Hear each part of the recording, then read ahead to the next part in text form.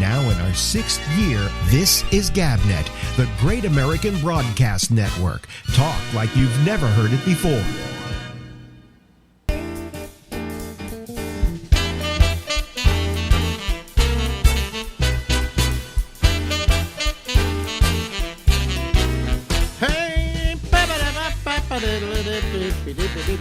Live from New York. Hey, see what it says? It says Alex. That's me. See the Ramble? That's what this show is. And we're here until midnight tonight on the East Coast of the United States. Ladies and gentlemen, it's Steve and Pearl. Hello, Stephen. How are you? How are you? How are you? Do the mouse here. Hey, you can do it in your house here. Hey, what's up? Nobody remembers that, actually, but that was Soupy Sales. It was a big hit in 1965. Yeah. Huge, that Apalapaka. And my friend Steve Gruber, who's now gone, who was my best friend at the time, and he went, and but before he went, he was a member of the Friars Club, and the person who got him in, his sponsor was Soupy Sales. Oh, I love Soupy Sales. I used to watch them religiously as a kid. And in the summer of 1965, they sent me away to sleepaway camp, Camp Calumet in Ware, Massachusetts. And I was having nervous breakdowns because I was missing Soupy Sales every day. I went nuts. Explain Soupy Sales to the people, because let's face it, you remember Soupy Sales. I remember Soupy Sales. You remember him more than I do because you're from New York, and he was a New York act. But I remember he then went kind of national, so we saw him elsewhere. But explain Soupy. This is going to be difficult. Explain Soupy Sales. Soupy Sales had a kids show, but adults could also enjoy it. I remember my father used to love it, and he had puppets and like offbeat sketches and little things and some adult jokes hidden in. Mm-hmm. And I think he might have shown one cartoon. And he sang a song called The Mouse. Hey, do the mouse, yeah. Hey, you can do it in your house. Yeah, he did it on the Ed Sullivan Show.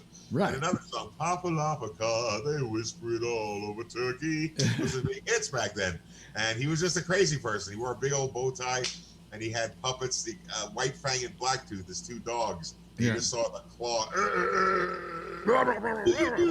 Yeah, they were great.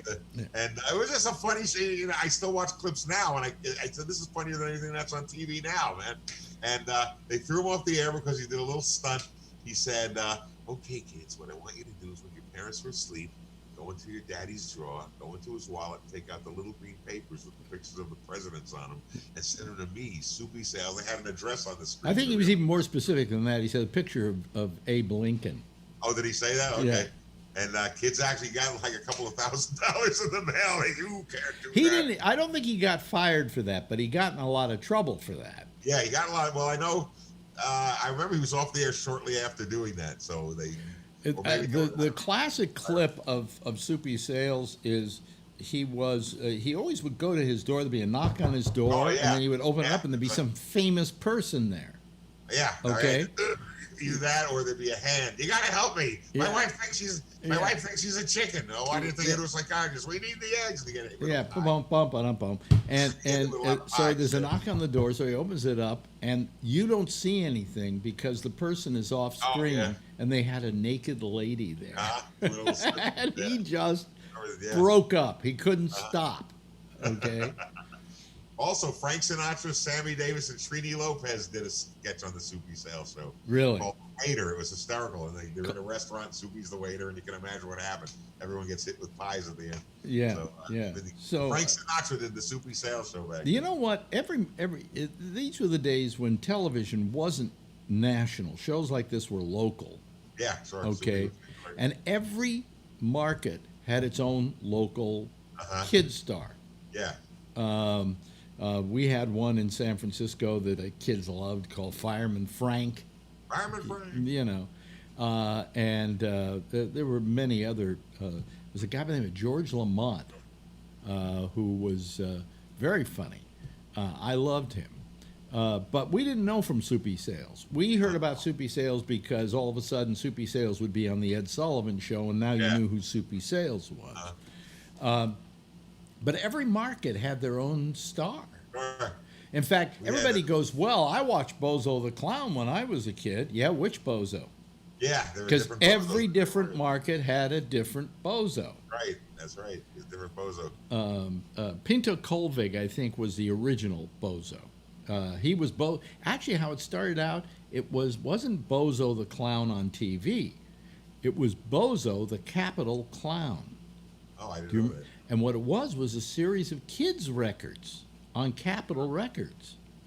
They were 78s, and they came in like an album, and you put them on, and it's Bozo the Clown. I haven't been a And package. it was Pinto Colvig. And then they decided to go do it on TV. And then it did really well in LA, I think, with Pinto Colvig.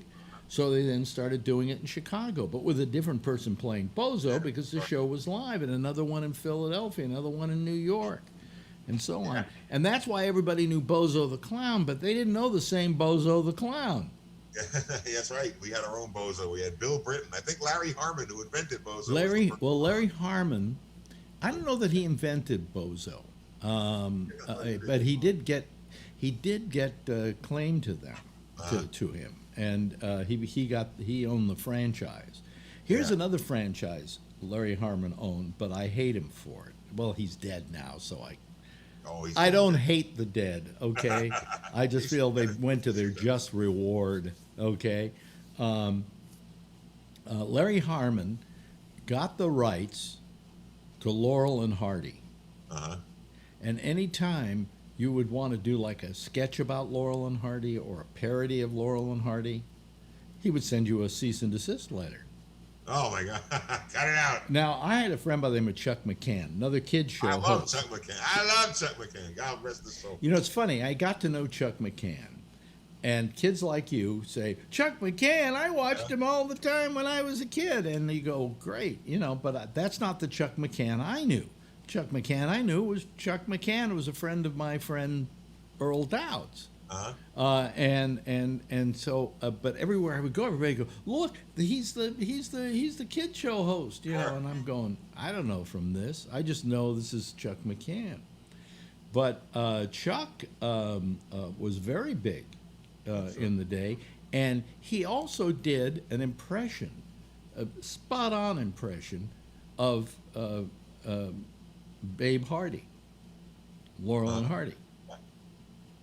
And then he did an act with a guy who did a perfect Laurel, Stan Laurel, and they would do Laurel and Hardy.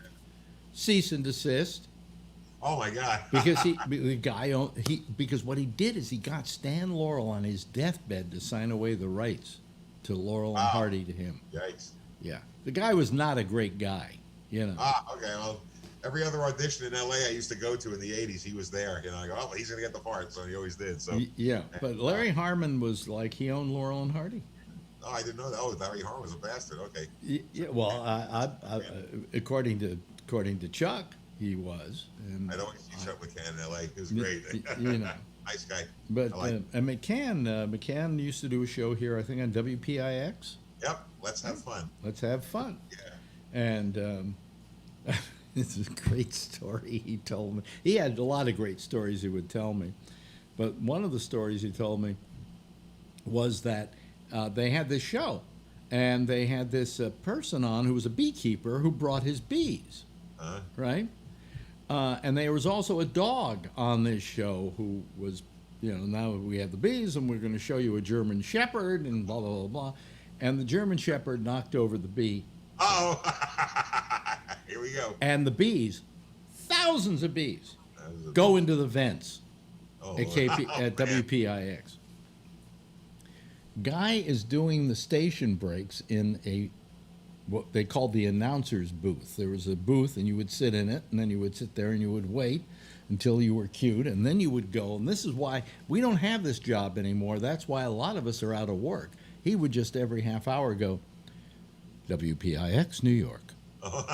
And then he would go down to the bar, get drunk some more. By 5 o'clock, by 1 o'clock in the morning, it's WPIX, New York. He's in there ready to do it. And all the bees come into the announce booth. And this guy had to be taken to the hospital. WPI, holy fucking shit! Bobby, but the best story that McCann ever told me, I think McCann's dead now, isn't he? Yeah, he died. Oh, yeah, he died recently. That's so long. he told me the story about how there was this guy on WPIX, you might remember him, who every Saturday night would do the Saturday night movies, and he had this rotisserie that he would be selling.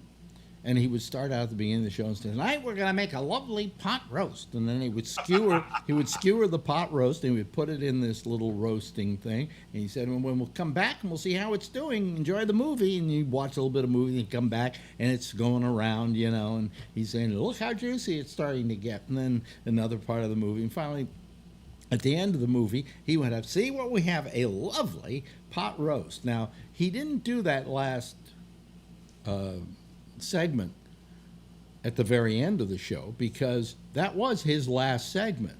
The movie went on and finished, and then they said, this has been the Saturday movie, and blah, blah, blah, blah, blah. And he's halfway to New Jersey by the time it's through. Well, what happens is every week they would roll in the refrigerator, you know, and the rotisserie and the counter and things like that for him to work with. And once every month, he would go down to the store and buy like 5 roast beefs to put on these skewers. And he would put them in the refrigerator. And then they would roll the refrigerator back, and they'd plug the thing in so it was cool during the week. And then he would come back the next week, take out one of the roast beefs. Well, on this one particular week, they forgot to plug in the refrigerator. So he takes out the roast beef, and it smells horrendous. But he says, okay, it may smell horrendous, but who's going to know the difference? This is television, right? So he puts it on the skewer, and he starts making the thing, and he goes and then he comes in the middle of it. Look at it, it's getting better, and it's looking terrific, and luckily there aren't any flies chasing the thing. And it's smelling pretty horrible, okay? So finally he gets to the last one and says, and look, folks, a lovely roast beef. And then they go back to the movie, and he gets in his car, and he's halfway to the tunnel to New Jersey, when all of a sudden he realizes that every week he knows the crew on the television show would always eat the roast beef. Oh, my God. Because it's sitting there, right? You just finished a roast beef, and these crew people love eating. Oh, my God. So he immediately does a U-turn, I think, in the Lincoln Tunnel, and comes back to WPIX. And as he's pulling up, there's an ambulance. Oh, man. And he gets out, and they're rolling this guy into the ambulance, and he looks at him and goes, you son of a bitch. It was the roast beef. Those are 2 great stories that Chuck McCann told me. Oh, my God. Didn't the crew smell the turkey? Oh, we better not eat this, or we're hungry. We don't care. And speaking of other hosts, I mean, I was very good friends in the later years with John Zackerly, who was horror. Yeah, you see, I didn't know from Zackerly in California unless there was some kind of national TV show that decided to have Zackerly on Halloween. But I got to know him because I worked with him at a radio station. He was working as a disc jockey, and he was a lovely man. Oh, he was just a lovely. He was always in a different phase of my life. When I was a little kid, he had the Monster Show, and I used to love it. He hosted Chiller Theater on Saturday night. Yeah. And then when I got older and I was getting into rock and roll and FM radio, he was a disc jockey on like WPLJ or Right. Well, he was. Here's Zackerly playing Jimi Hendrix records. This is pretty cool. He was over at WNEW FM. Yeah. And I'm the guy who convinced him to come over to us at WPLJ. So that's when he joined us. Sure. And one time we're out on an afternoon, went to the beach or something, and we're eating in this little place, and these girls are starting to stare at us. And he looks at me and goes, because he always talked like that. He really talked like that in real life. He says, Alex, I think they just saw a disc jockey and a horror host. And I'm going, yeah, but I wonder which one they recognized first, and I knew it was him, And when I would walk with him, people would go, oh, yeah, that's Zackerly. That's the guy. Oh, yeah, he was a legend, man. So you had all these local stars, and they never intermixed. Today, it's syndicated, and one person goes everywhere. Every place needs a local bozo or a Zackerly or something like that. So we lived in a simpler, easier time than it is right now. Channels 2, 4, 7, 9, 11, and 13. Oh, That's all. you had what? Two more than we did. We only had 4. 5, 7, 9, We had 13. channel That's 2, channel 4, channel 5, and channel 7. Oh, and channel 9 was the educational channel. Oh, I in didn't San know it was Francisco. 13. WNBT. And that was it. That was it.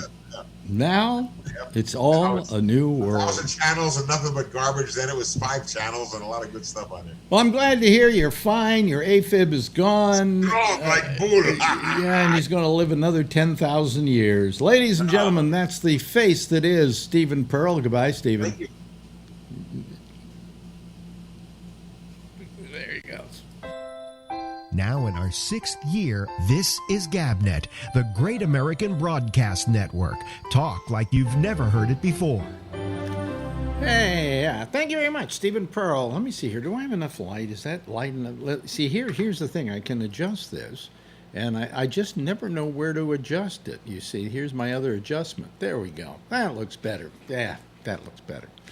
Anyway, I never get this stuff set up. I did have it set up the other way on purpose, but I kind of like this better. Okay. Anyway, let me see here. Time to go to our little thing here, our Zoom, and talk to our Zoom panelists who will be assembling shortly.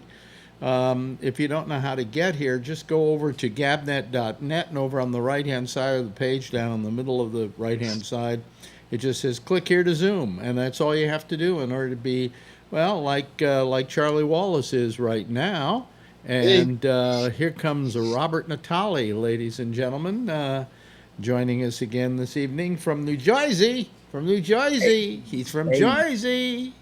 Hey, my all-time favorite Soupy sales line. I Yeah. took my wife to the baseball game. I kissed her between the strikes, and she kissed me between the balls. Yeah. I remember that. Yeah. Did he actually do that on TV? Yes, he Did did. he he did. really? Oh, wow. Okay. That show wasn't for kids. No, I don't no, care what anybody no, said. it never was. Never No. was. Right. Anyway, so how are you all tonight, folks? Here we are, the first 3 that show up. Yeah. Jeff, hi. How are you, Jeff? Yeah. Let's get your face in there just right so you don't, you're not slouching. Yeah, there we go. Oh, look at that. See? Everybody's perfectly framed. That's the way it should be. Okay. So let me see here. I have nothing to talk about tonight. Other than what already everybody's talking about. Hey, Alex, I've been meaning to ask you this for a long time. This is probably going to leave other people out, so I'll be quick. Did you, in your day, know Dan Ingram? No. You didn't? No. Did you? I know of his legend, the legend that is Dan Ingram, but I never knew Dan Ingram. He left about the time I got to New York. I see. He left for I think the West Coast is where he went to work. As about an 11 or 12-year-old child, he was an idol of mine. I wanted to be in radio because of Dan Ingram, and then later because of you. But Really? Dan Ingram's comedic style, I thought, was unmatched by anyone, at least in my radio. I heard nothing but wonderful things about Dan Ingram, and the only thing I knew Dan Ingram for, and what people would know him for, is he was the voice on the Hawaiian Punch commercials. That's right. That's right. Yeah.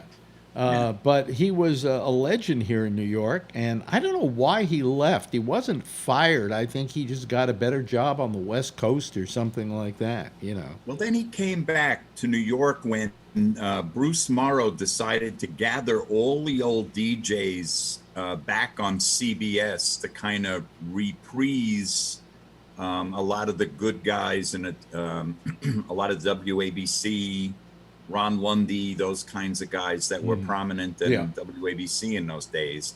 And it worked for a few years. So I got to hear him again as an adult, and I still found them entertaining. Yeah, these guys could never come back and achieve the kind of stardom that they had originally when they first started out and when they first became popular in New York. Dan Ingram was, for people who don't know, Dan Ingram he was a disc jockey, and he was probably the biggest disc jockey in this town.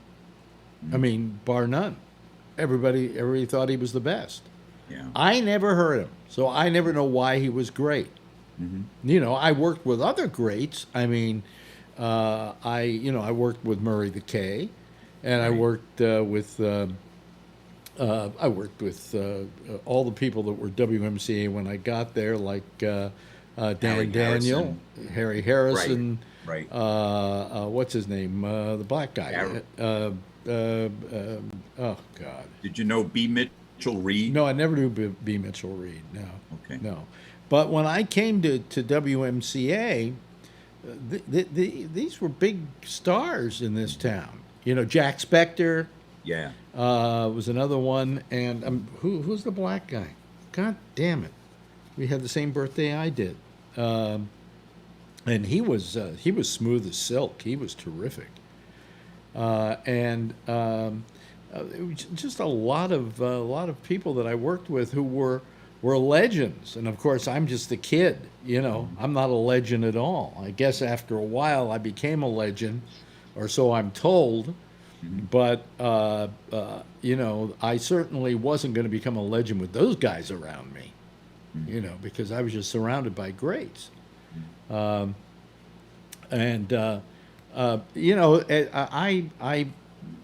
I can't say I learned anything from them. The one I learned from, the one guy I worked with, that I learned how to do talk shows from, and it was kind of my mentor in a way, was what's his name? Oh gosh, damn it! What is wrong with me tonight?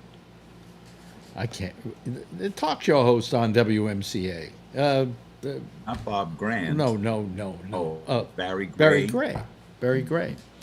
Barry Gray, I think, singularly was the best interviewer I ever heard in my life.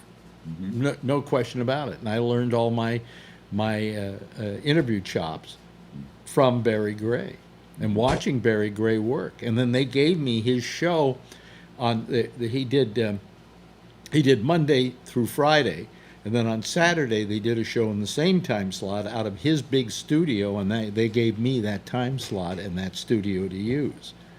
So what I did was kind of a younger version of Barry Gray's show, and I brought in rock people and so on and so forth. Nobody interviewed rock stars back then. I was the first one to do that. I would call up record companies and say, "Hey, have you got anybody I can have as a guest?" And they go, "What?" You know, because the only way they knew to push a music guy was by having him buy a station play his records. And so I had people on, like Elton John's first American radio show was on my program, on that Saturday night program. I had all the Grateful Dead save one. Pigpen wasn't there. I had every one of the Grateful Dead all smoking dope in my studio.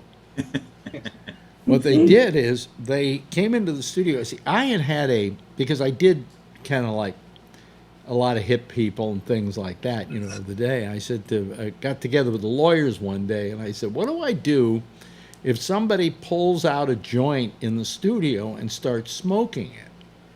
What are we required to do? And the lawyers said nothing, just as long as you don't partake.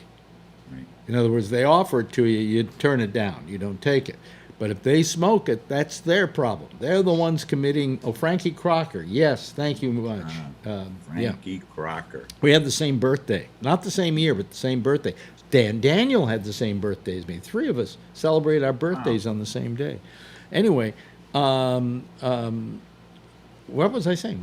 Where was I going with that? Well, I'm losing my mind. Smoking pot in the Oh, studio. yeah, smoking pot in the studio. So what they did is they came in, and one of them lit up, and then another one lit up, and then another one lit up. Before you knew it, all six of them, out of the seven, were all smoking pot. And on top of that, they were blowing it in my general direction. So by the end of the hour, I could barely talk. I mean, I was less lucent than I am right now, and I'm forgetting names like crazy tonight. But that, you know, that really that was a big thrill, getting high on their weed, on their stash.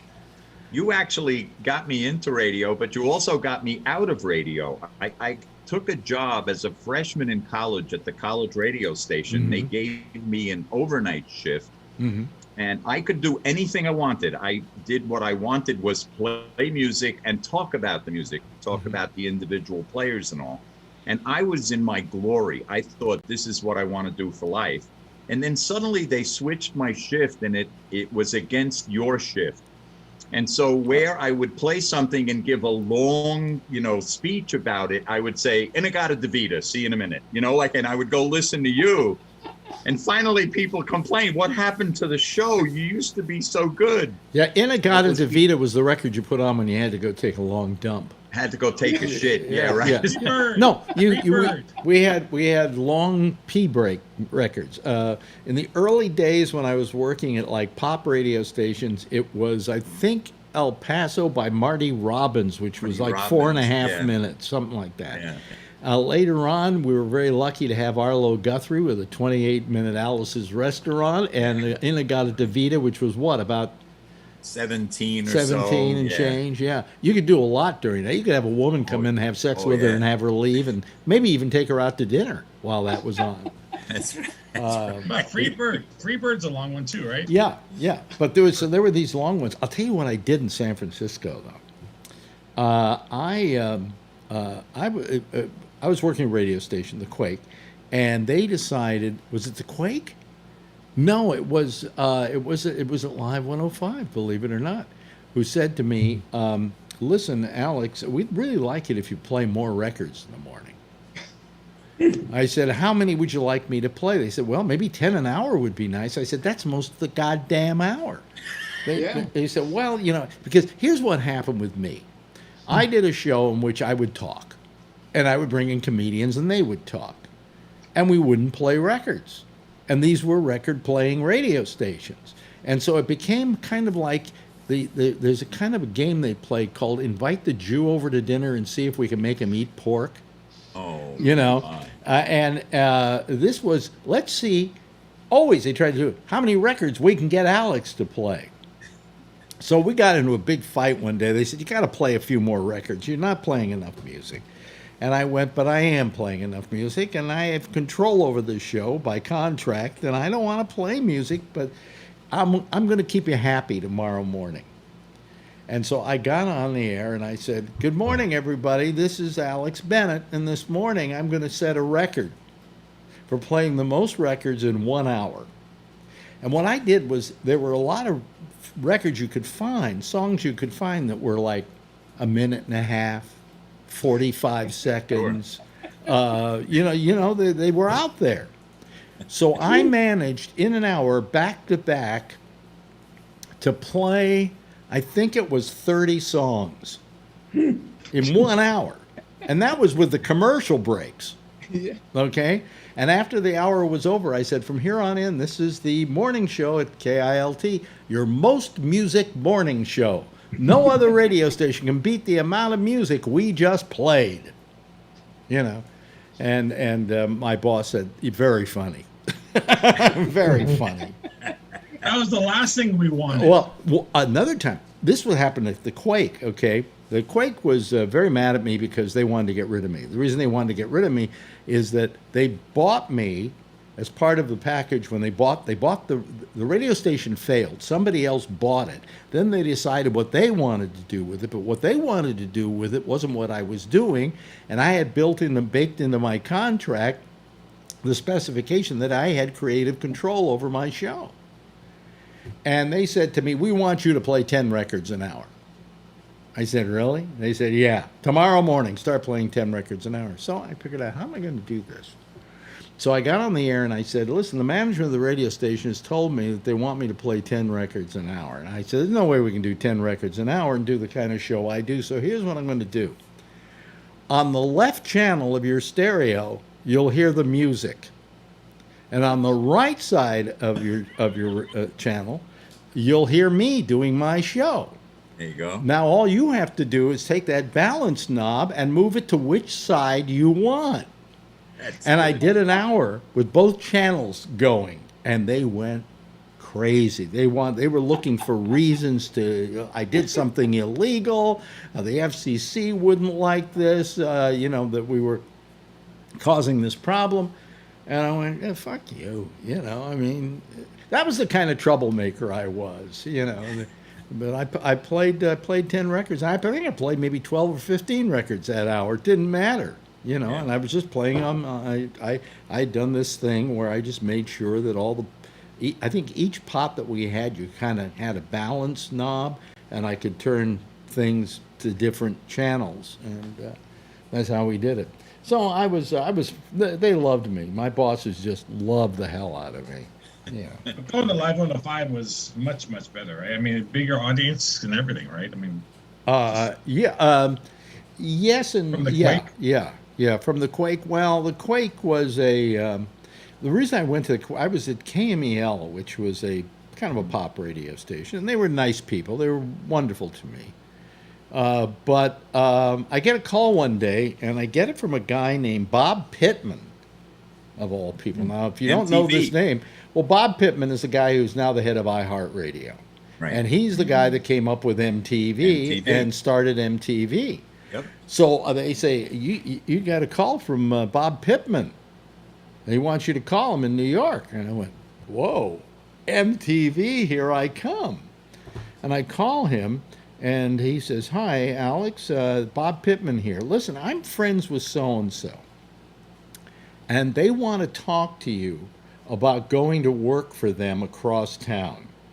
But they can't approach you because they could get sued for doing that.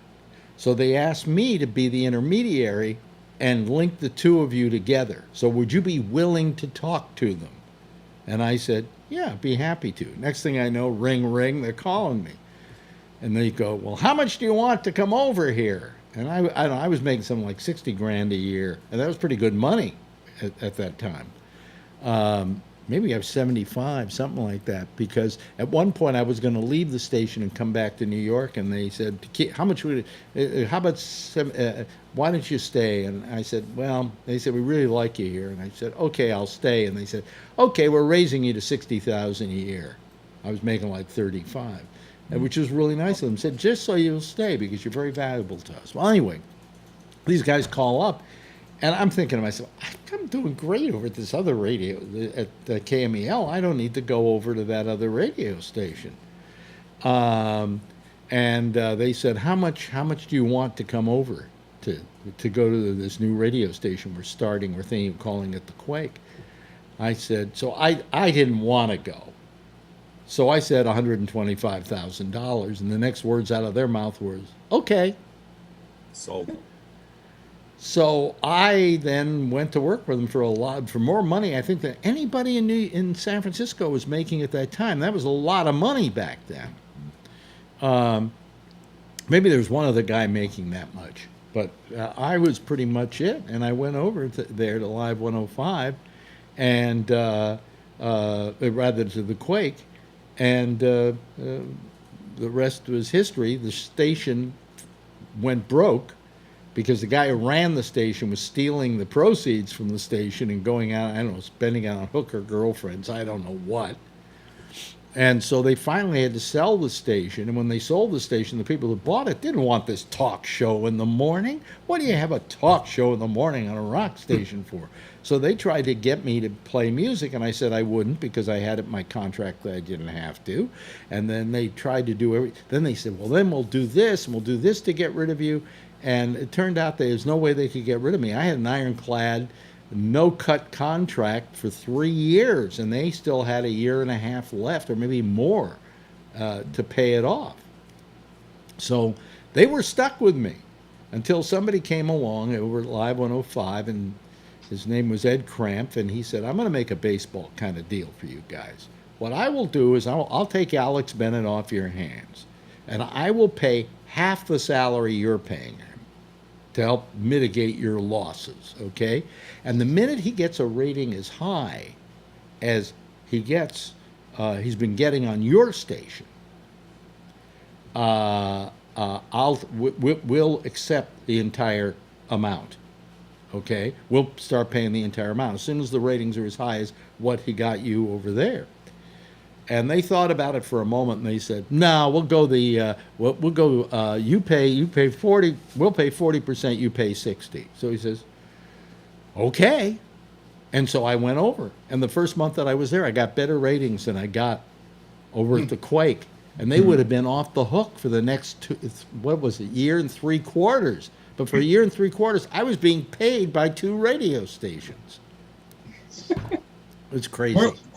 Quake was San Jose, right? It was in San Jose. Yeah.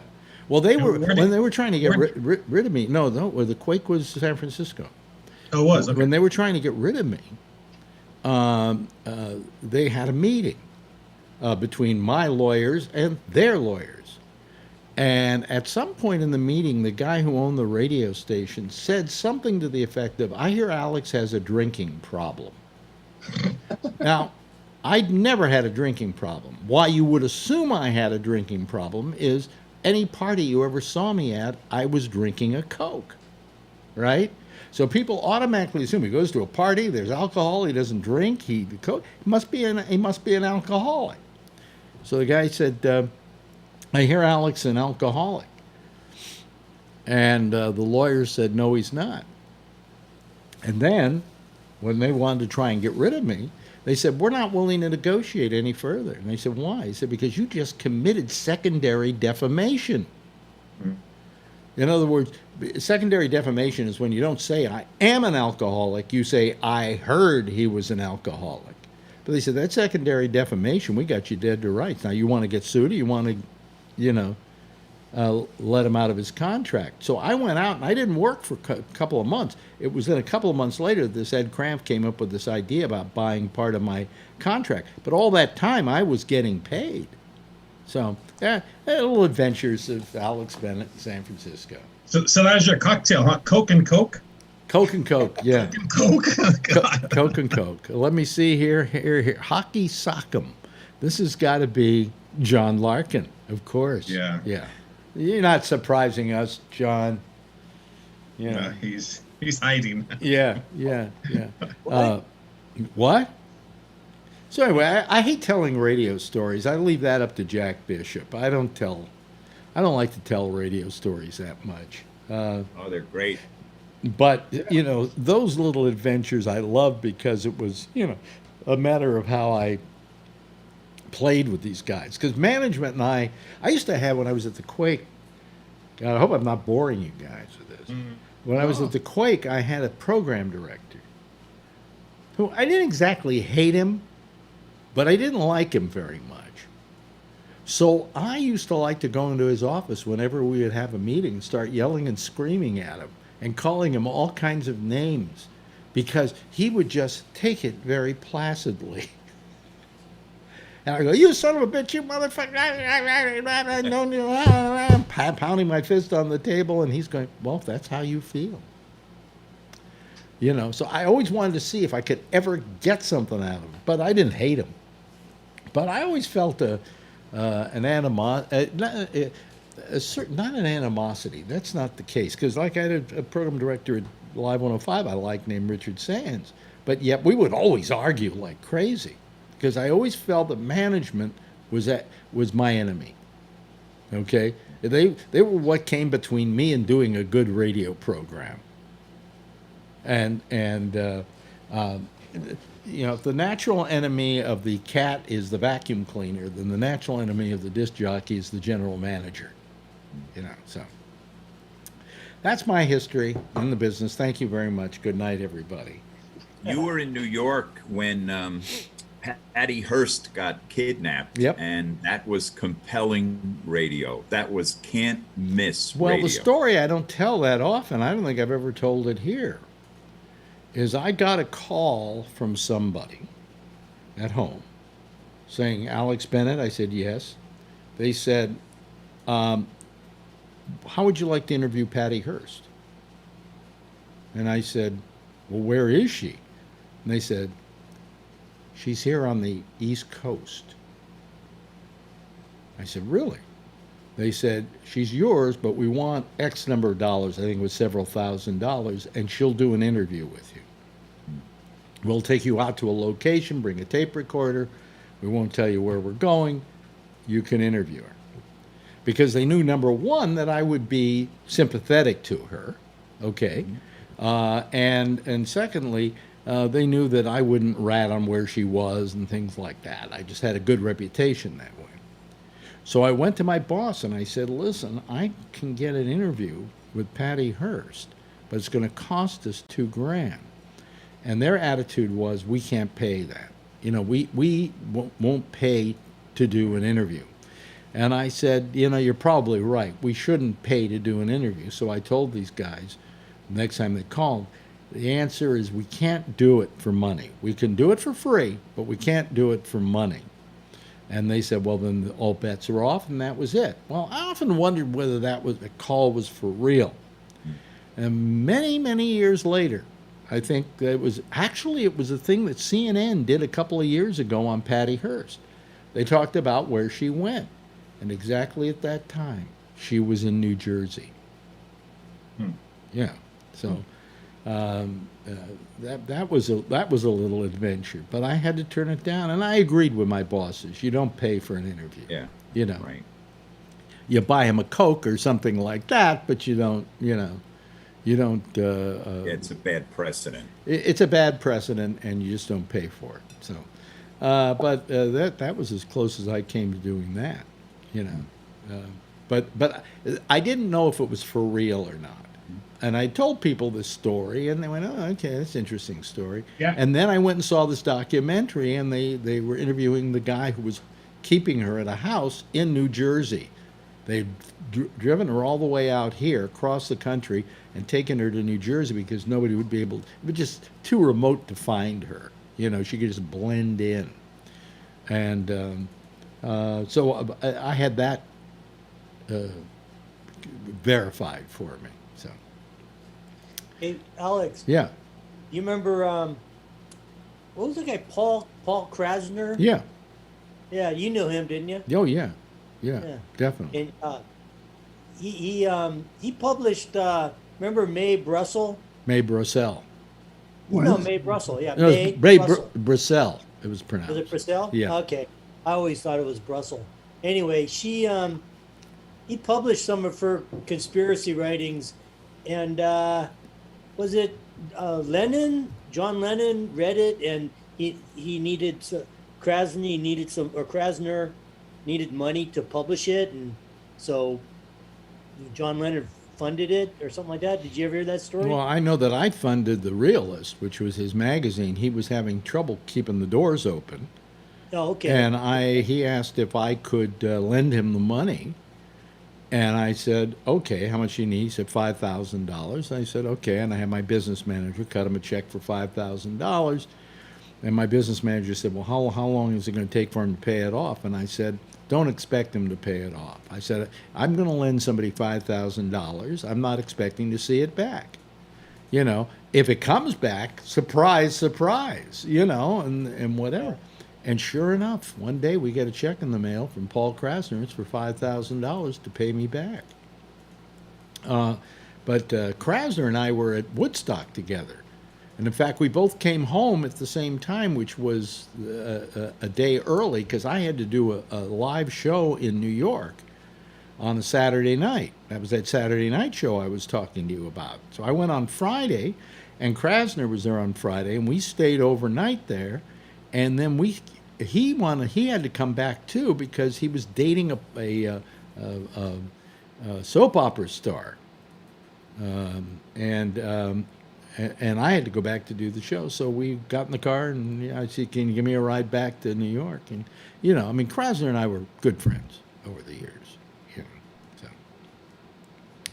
that's that story. Any other old war stories you want to hear? So I've had a good career, and now I'm ready to drop dead. You know, Not soon, though, right? well, I don't know, man. I mean, because of my union, I don't know if I have the money to stay alive. You know. So, by the way, I went online. The union, they have people have been writing stuff online. They're actually, I put a thing up and I said, I wrote, there was this site and I signed up for it, and then I wrote as my little thing, I said, does anybody know where we can get one of those big, scab rats? blow up scab rats to put in front of SAG offices. I said, nothing a union would hate more than to have a scab rat in front of their union offices. And the guy wrote me back and said, that's a great idea. We should probably do that in Burbank, at their offices in Burbank. And I went, I don't know where you can get a scab rat. I know where you can get a civet cat pretty easily. yeah. No, but they do. See if we survive. Believe it or not, go online, type in scab rats, and there's actually a place that rents them out. Yeah. Yeah. And I'm With thinking the jumper. They have jumpers too. I'm thinking what? Jumpers? Yeah, the kids jumpers, for the parties. Oh no. There was none of that. And then you didn't have any of those air guys who go like this, Yeah, None of those either. exactly. Yeah. But I yeah. So I'm thinking maybe if they're not too expensive, I'll get one of those rats and just go down here to SAG-AFTRA and set it up, and then get a little picket sign and go, SAG is not nice to their older performers, as it were. But a lot of people were like saying stuff. There, Hillary Swank is suing the union over her medical. That's what it says. Yeah. Yeah. And these guys are thinking of taking some actions against them to try and prevent them from going into this new phase of whatever. And a lot of people, who are I saw a thing that Viola Davis wrote today, in which she said, hey, when the air conditioner starts, my lights dim. She said, Viola Davis, that the unemployment rate right now is at 8.4, but the unemployment rate among actors is 95%. Wow. Okay, 95%. And she says it's a shame, that this kind of thing has to be done at a time when actors aren't able to find work. And they certainly can't get enough. Well, who's Brian Sigmund? Well, we'll see. Let me see here. Maybe it's somebody we know, and they just Bathtub. Yeah, the bathtub guy. Oh yeah. Oh, Brian Sigmund. See where he is now. Oh, he was in the bathtub last time. Hello, Brian. Are you there? Turn on your camera. Yeah, what's up, Alex? Turn on your camera, Brian. Yeah. Unless you're in the shower. Oh, there you. He's back. Oh, there we go. In the shower. He's again. back in the shower again. Don't stand up. That's what I do. Yeah. What is that in the way? What is that? Oh, I'm sorry. I'm just positioning this thing. okay. I'll Well, leave it be. what is it? A phone you're using? That's a phone, yeah. It's a phone. Well, just don't let it fall into the tub. Yeah, well, there's a nice contraption here. I built this desk thing. I spend a lot of time in the bath, Really? so it's propped up nice. It won't fall. Oh, really? Oh, okay. All right. I was just thinking maybe you were doing a version of Marat Sade. Nobody gets that joke here, I'm sure. Yeah. Well, Jean Marat was killed, Marquis de Sade was killed by a woman named Marat in his bathtub. So they did a play called Marat Sade, which was about that. I was just Pretty making a reference. sophisticated guy. You know all about Hey, Marat Sade, don't you, Tony?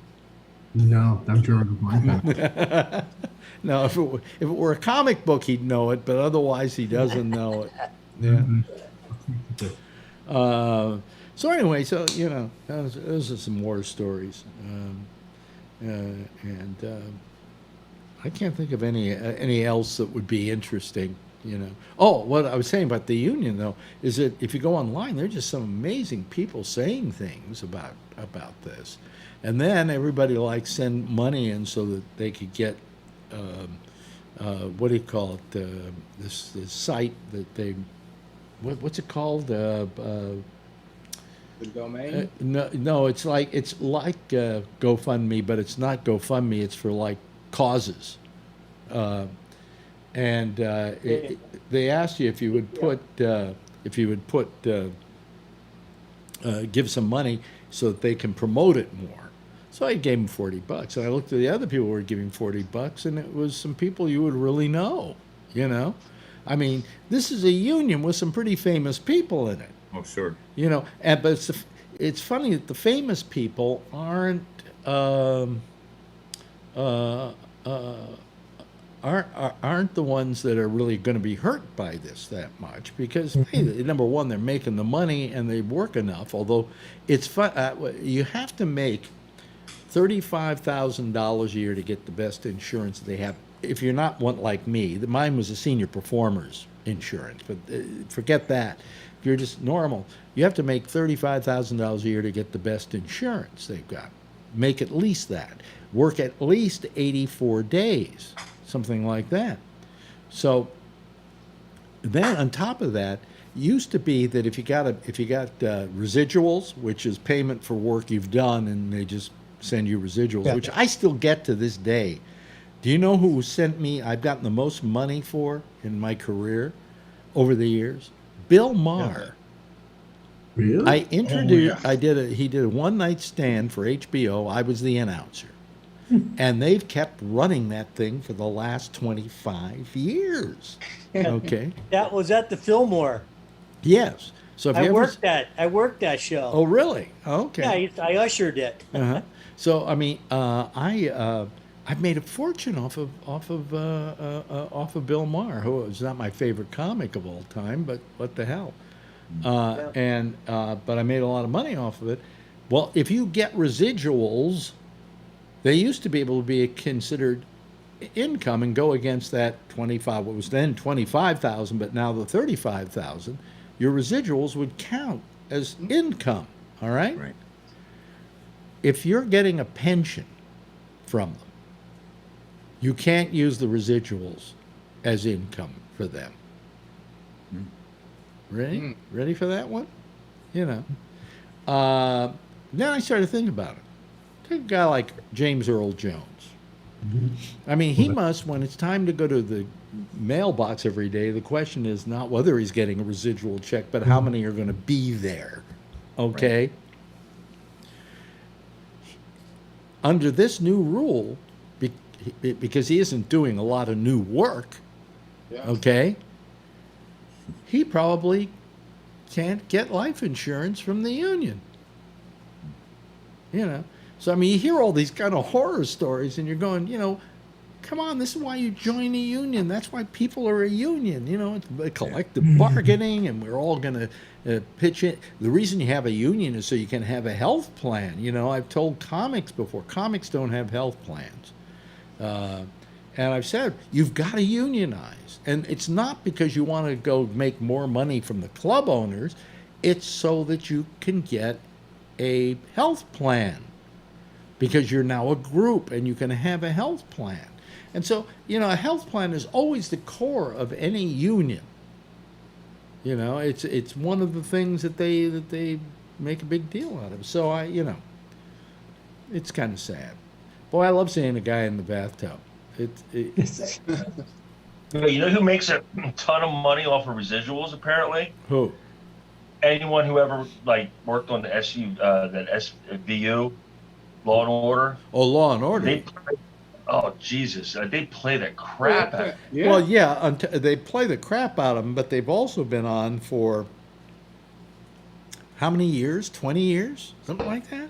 Yeah, there's 20 years. Yeah, I don't even know anymore.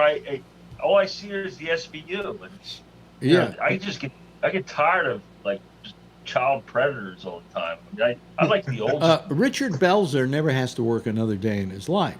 I mean, again, he goes down to the mailbox, and you know, there's the residual checks. I thought he died. Did Bells die? I don't think so. I don't think so. Oh, I'm thinking of the other guy. You just think he's dead because you don't see him anymore. Yeah, no, I was thinking of the other guy that was on that show. The guy that was the Broadway singer guy. Jerry Orbach. Yeah. He passed away. Yeah, another guy, by the way, residual heaven, because he did commercials like crazy. You know, I used to tell stories about going down for auditions here in New York, for announcer auditions. You know, and they would do a cattle call, But you'd be sitting there, right? You know, they'd call you up and say, would you like to come down and audition for a commercial? And you go, yeah, sure, why not? You know, I got nothing to do during the day after I'm through with my show. I'll go down there and just try and get a commercial. And you go down there, and you're sitting there looking at the copy, you know, and you're mulling it over and seeing how you're going to read it. And all of a sudden, on the side of your ear, you hear somebody say, I'm here for the auditions. And you go, and your name? Orson Welles. And you get up and leave. And you just go. And you would do the same thing if you heard Jerry Orbach. In fact, I think one of the auditions I went to, Orbach was there, you know. I went into an audition once for... I didn't know. Sometimes they would ask you to come to the audition because they heard you on the radio and they want to see what you look like. And these women were the casting agents. So you know, they'd call you up. Can you come down? Sure. Okay, now we'll get to see what Alex Bennett looks like. And so I would show up. And I went in and do this commercial. It was for Certs. Oh, I would have liked 15. Come on, Certs. It's the fucking mint, Tony. She likes that stuff. And they give me the copy, and they give it to me in the announce booth. I don't get to see it ahead of time, and I look at it. And okay, Alex, go.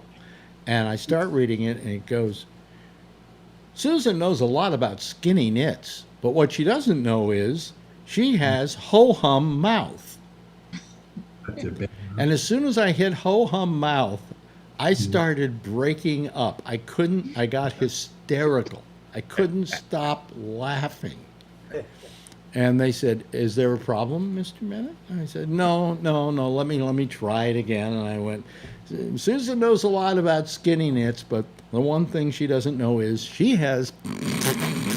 I couldn't even get the word out this time because it was just, I anticipated what I was going to have to say. They said, would you like to try it again, Mr. Bennett? And I said, sure. And I said, Susan knows a lot about skinny knits, but what she doesn't know is she has... And they finally said, is there a problem, Mr. Bennett? And I said, yes. This script is the biggest piece of crap I've ever read. And they said, next. You know. But I hated going in for those auditions. They were just terrible.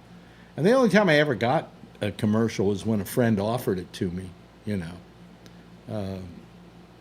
My friend Earl Dowd had some kind of account he was doing commercials for, so he put me on one of them. And you get one commercial, you get a lot of residuals for it, you know, if it's for a major product, which this was. I can't remember what it was now. And I think I did it with Selma Diamond. Remember Selma Diamond? Yeah. Oh, yeah. Mm-hmm. But anyway, that was I never was very good at doing voiceovers. Not because I didn't have a good voice, but because I was very bad at auditioning. I hated the audition process.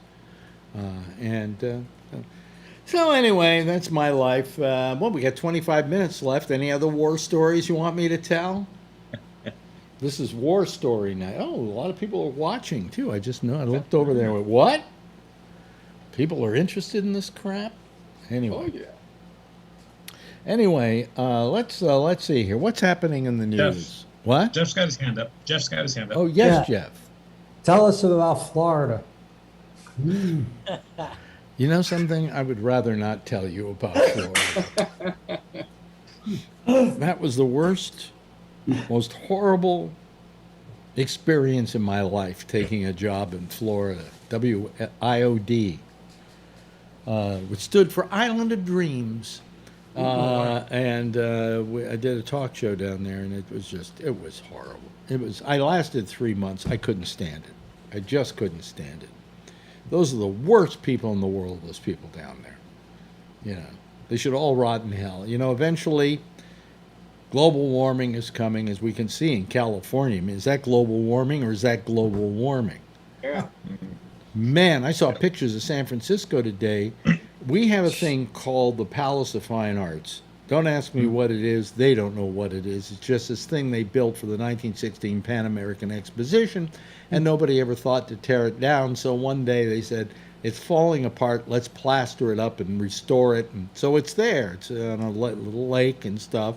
And it's one of the worst pieces of art you've ever seen in your life. I can't explain why to you, but if I had a camera and I could show it to you, I would explain why it sucks. But anyway, it's art. What do they call it?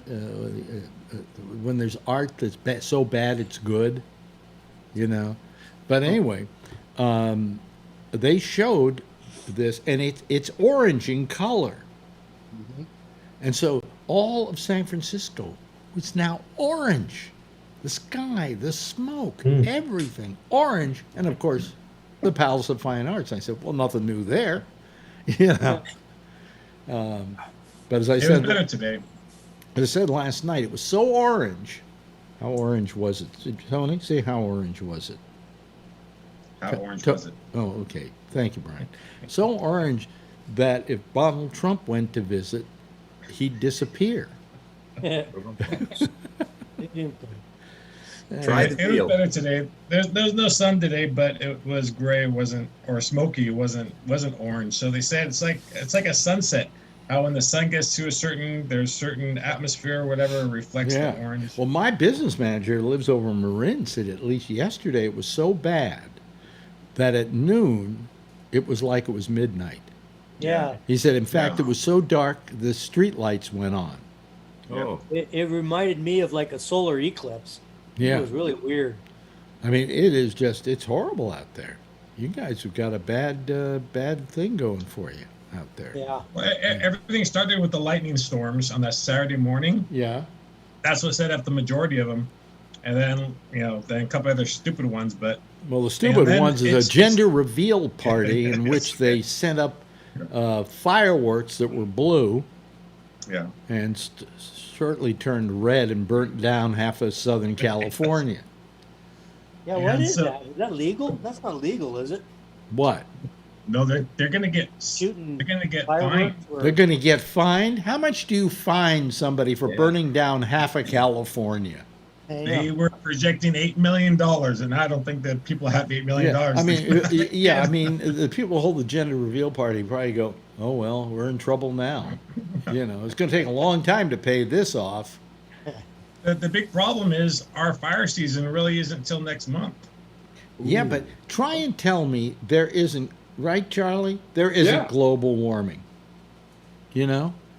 I mean, this is what global warming is. We've had so many of California always had forest fires every summer, late summer. And the reason we have them is because it is part of actually nature's way of regrowing new trees, because the trees burn and then the seeds pop and then they go into the ground and soon there's a whole new forest. So it's part of nature. But then these aren't part of nature. This is just nature gone wild, and it's because it's global warming that's causing it. I'll tell you what, it's not just a West Coast phenomenon. On the East Coast here, we've noticed it doesn't rain here anymore in the summer. They're vicious storms, but it doesn't just simply rain. And the other thing is, I don't think in my first 60 years I heard a tornado warning. And now in the past 10 years, it feels like I hear a couple a month. That's just simply different.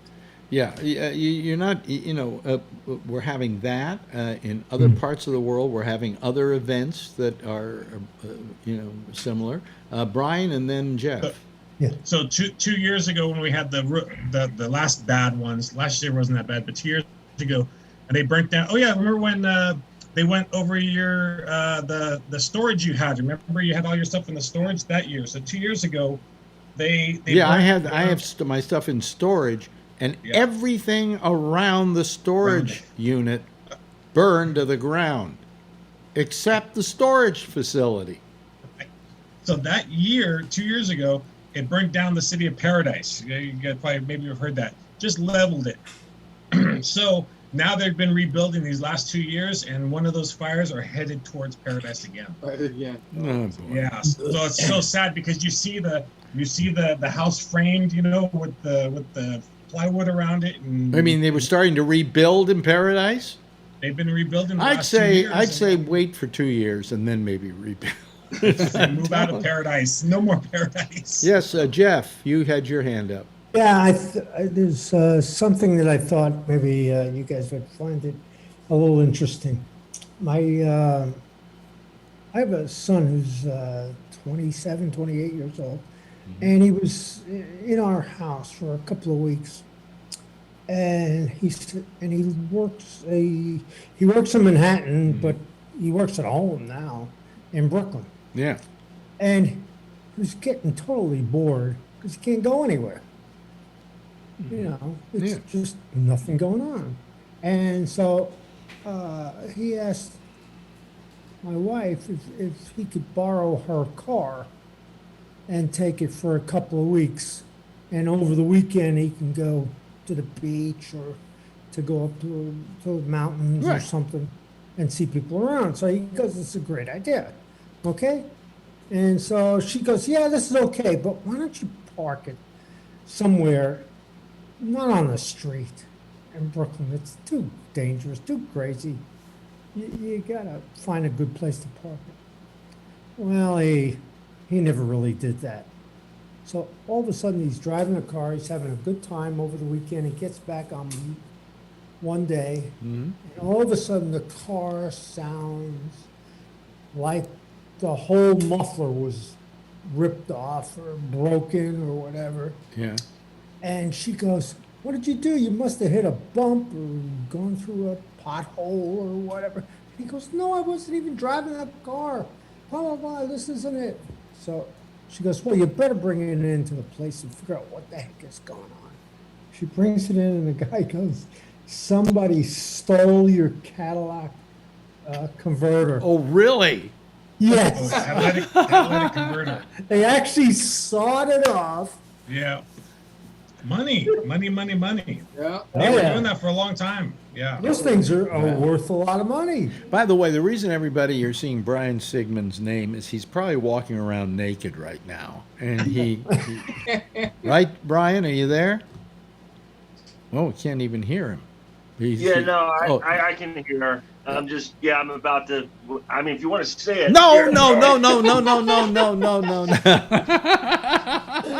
No, Brian, please don't. You know, I'm not allowing these shows to be monetized lately, but I don't want to get them taken off altogether, you know. Yeah. So anyway, you know, I'm a little on the tired side. Somebody said Art Deco. No, Mike Allen, it wasn't Art Deco I was thinking of. It was Art Deco. It was kitsch is the term I'm thinking of. It's a kind of art called kitsch that it's so bad it's good. You know, like, a good example would be, I don't know, cats on black velvet. Okay?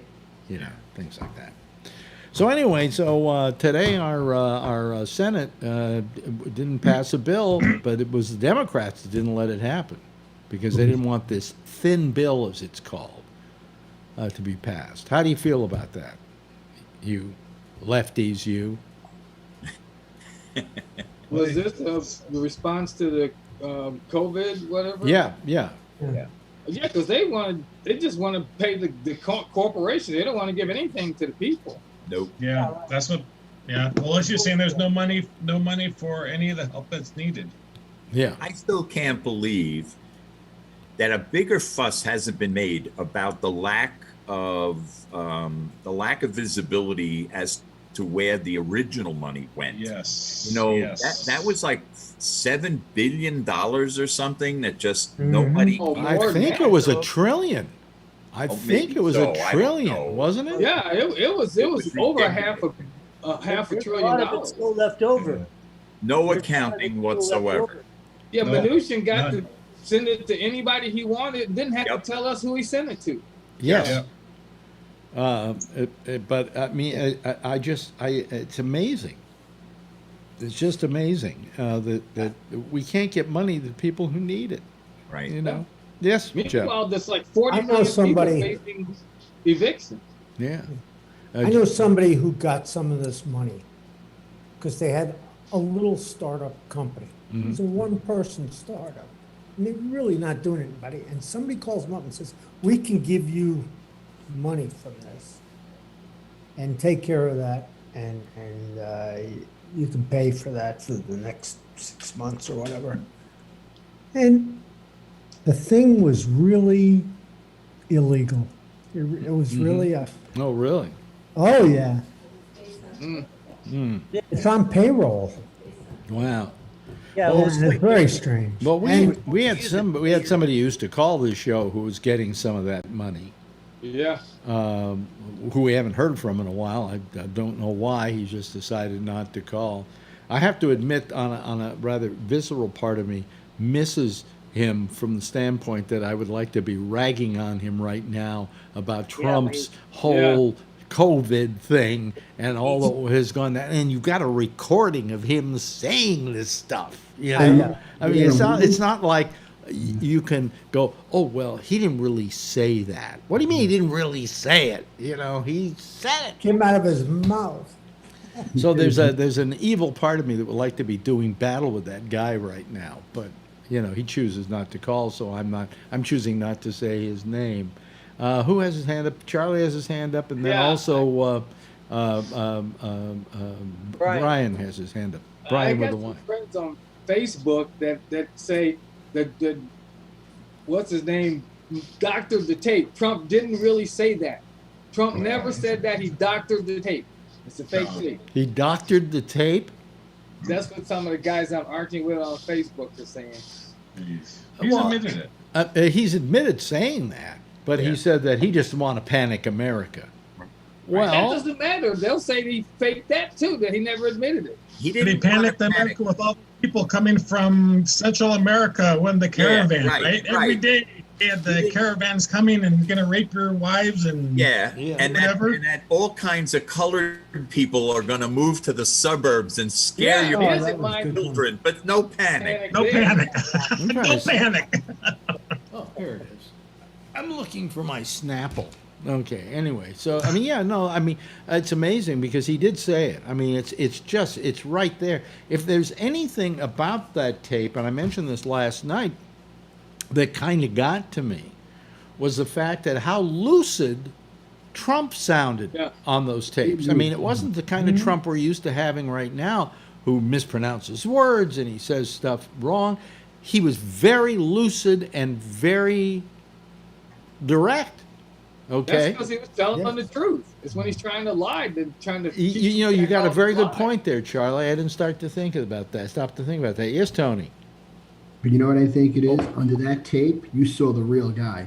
I think when you see him live, that's Yeah. a different. Yeah. yeah. That's not the actor. Brian, did you have something you wanted to say, Brian? Right, Tony.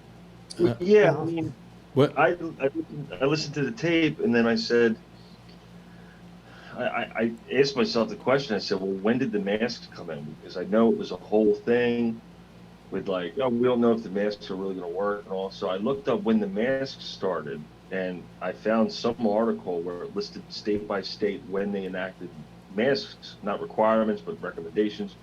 DC was the first one, like 2 months later.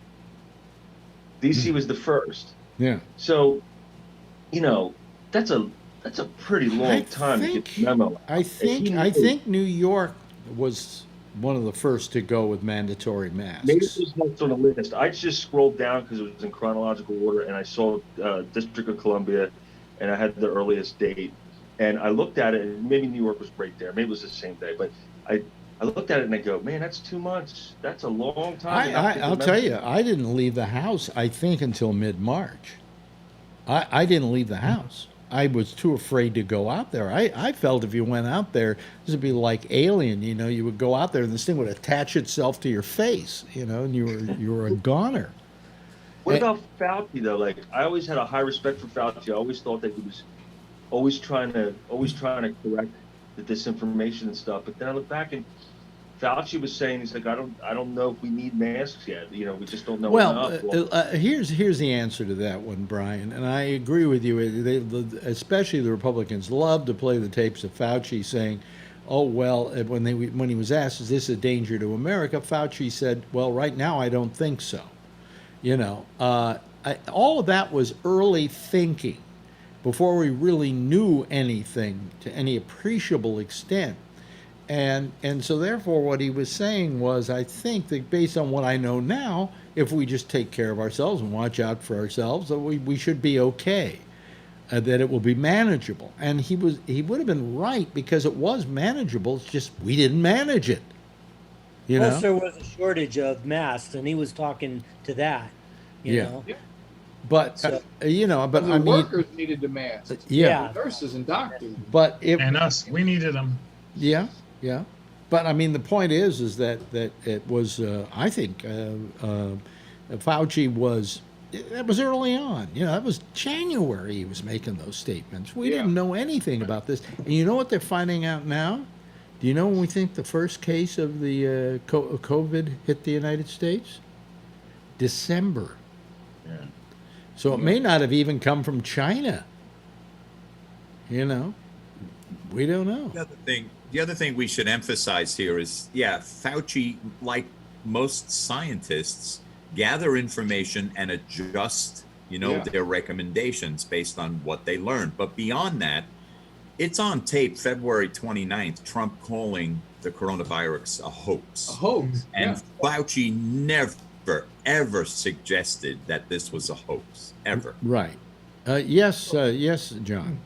So I've been reading now these, I don't know if it's coming from the right-wing radio or the right-wing media, but they're saying, well, shouldn't Woodward if he had the obligation to let us know, that Trump was saying this shit?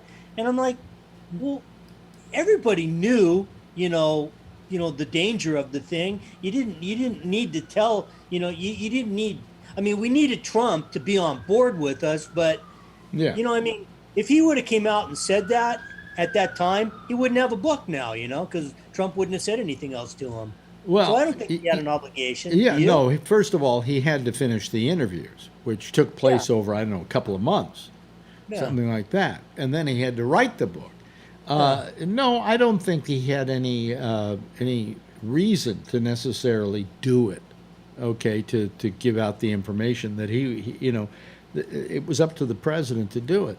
That's just the president trying to backtrack and trying to make, what he does is he takes somebody who's writing something and then is presenting it to you and then turning around and making them look like they were wrong in doing it for one reason or another.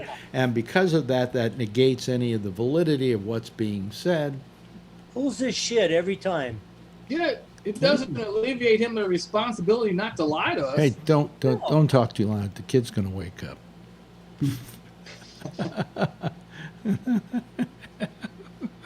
Did you hear me say that? Huh? This is when she's the best. Huh? This is when she's the best. She's passed out. Is she passed out? I gotta put her in her bed. Completely passed? Oh, wow. Okay, go. Bye-bye. We know what he did. He gave her gas. Anyway, I just think that this is a case where he's trying to say, I didn't say that. And you know something? There are actually people that believe him. I mean, those people you are not going to be able to change. You're just not going to be able to change them. So don't even try. But everybody else, I think, is getting pretty fed up with this whole game. And, I see a good chance that he's not going to get reelected.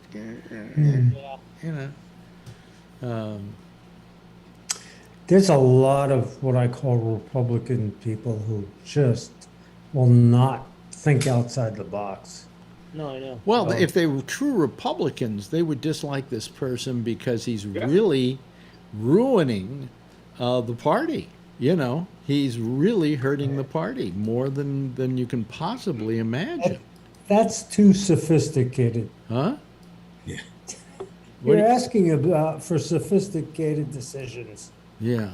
A lot of these people don't like a lot of details. And you ask them about, what's happening on last night about the news from the new book that was written. And he goes, I don't know. Nobody cares. There's a lot of people who just don't care. kind of tough to do. Well, I mean, you know, if you're going to vote, you want to make an intelligent decision. You don't want to make a stupid decision. And you should be aware of what is, you know, even, what are you going to say? Woodward's lying. You know, he's got the tapes for crying out loud. You know? Well, how's he lying? Well, it came out that Trump thought he could talk his way around Woodward, that he could finesse him. What amazes me is that he went and talked to him at all. At all, yeah. All his advisors told him not to. Don't do it. Yeah.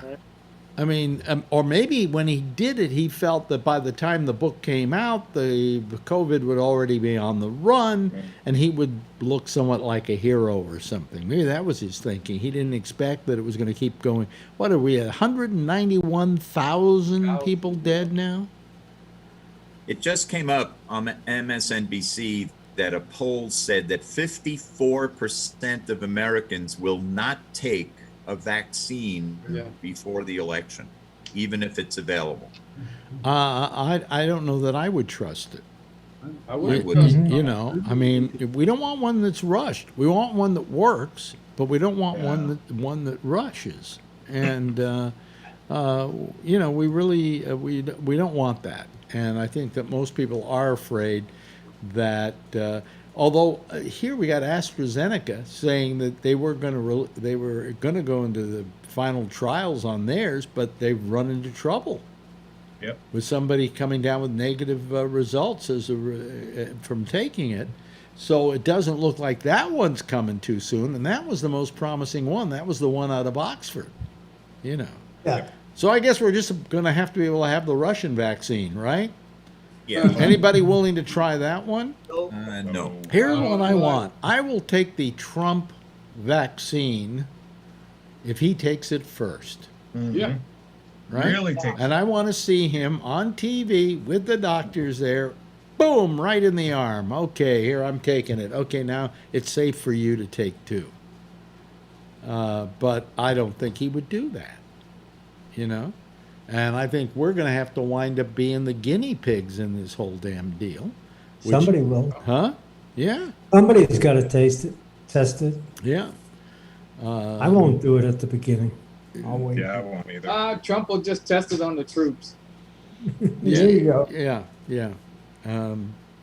Or do what we did with other stuff. Give it to black people.